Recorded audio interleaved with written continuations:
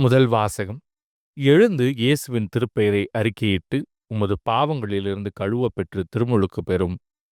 திருத்தூதர் பணிகள் நூலிலிருந்து வாசகம். அதிகாரம் 22, இறைவசனங்கள் 3 முதல் 16 முடிய.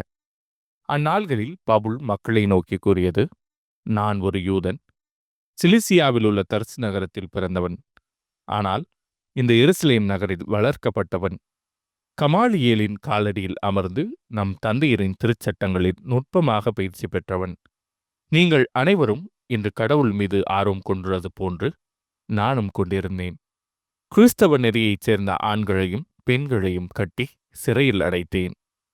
சாகும் வரை அவர்களை துன்புறுத்தினேன். தலைமை குருவும் மூப்பர் சங்கத்தாரும் இதற்கு சாட்சி. அவர்களிடமிருந்து தமஸ்கு நகரிலுள்ள சகோதரர்களுக்கு கடிதங்களை பெற்றுக்கொண்டு அங்குள்ள கிறிஸ்தவர்களை கட்டி எருசலேமுக்கு கொண்டு வந்து தண்டிப்பதற்காக அங்கு சென்றேன். நான் புறப்பட்டு தமஸ்கு நகரை நெருங்கிய போது நண்பகல் நேரத்தில் திடீரென வானிலிருந்து ஒரு பேரொளி என்னை சூழ்ந்து வீசியது.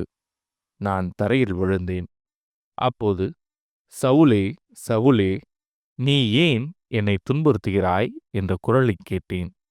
அப்போது நான், ஆண்டவரே, நீர் யார் என்று கேட்டேன். அவர், நீ துன்புறுத்தும் நாசரேத்து இயேசு நானே என்றார். என்னோடு இருந்தவர்கள் ஒளியைக் கண்டார்கள். ஆனால் என்னோடு பேசியவரது குரலை கேட்கவில்லை. ஆண்டவரே, நான் என்ன செய்ய வேண்டும் என நான் கேட்க, ஆண்டவர் என்னை நோக்கி, நீ எழுந்து தமஸ்குக்குச் செல். நீ செய்வதற்கென குறிக்கப்பட்டுள்ளவை அனைத்தும் அங்கே உமக்கு கூறப்படும் என்றார். அந்த ஒளியின் மிகுதியால் நான் பார்க்க முடியவில்லை. என்னோடு இருந்தவர்கள் எனது கையை பிடித்து தமஸ்குவினுள் அழைத்துச் சென்றார்கள். அங்கு அனனியா என்னும் ஒருவர் இருந்தார். அவர் திருச்சட்டத்தை கடைபிடித்து கடவுளுக்கு அஞ்சி வாழ்ந்தவர். அங்கு வாழ்ந்து வந்த யூதர் அனைவரிடம் நற்சார்ந்து பெற்றவர்.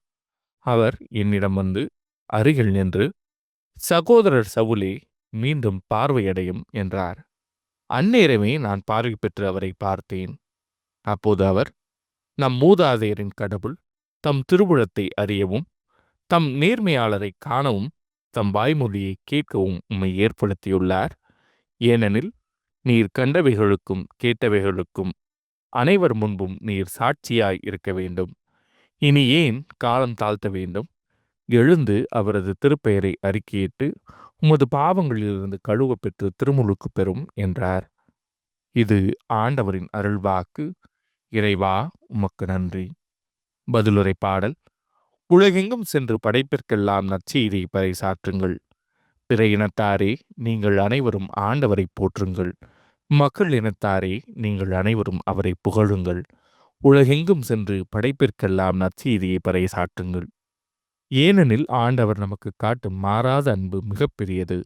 அவரது உண்மை என்றென்றும் நிலைத்துள்ளது. அல்லேலூயா. உலகெங்கும் சென்று படைப்பிற்கெல்லாம் நற்செய்தியை பறைசாற்றுங்கள். நற்செய்தி வாசகம். உலகெங்கும் சென்று படைப்பிற்கெல்லாம் நற்செய்தியை பறைசாற்றுங்கள். மார்க் எழுதிய தூய நற்செய்தியிலிருந்து வாசகம். அதிகாரம் 16, இறைவசனங்கள் 15 முதல் 18 முடிய.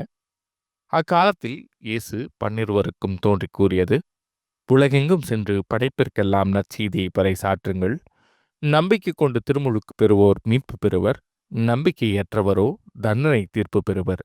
நம்பிக்கை கொண்டோர் பின்வரும் அரும் அடையாளங்களை செய்வர். அவர்கள் என் பெயரால் பேய்களை ஓட்டுவர், புதிய மொழிகளை பேசுவர், பாம்புகளை தம் கையால் பிடிப்பர், கொள்ளும் நஞ்சை குடித்தாலும் அது அவர்களுக்கு தீங்கு இழைக்காது. அவர்கள் உடல்நலமற்றோர் மீது கைகளை வைக்க அவர்கள் குணமடைவர்.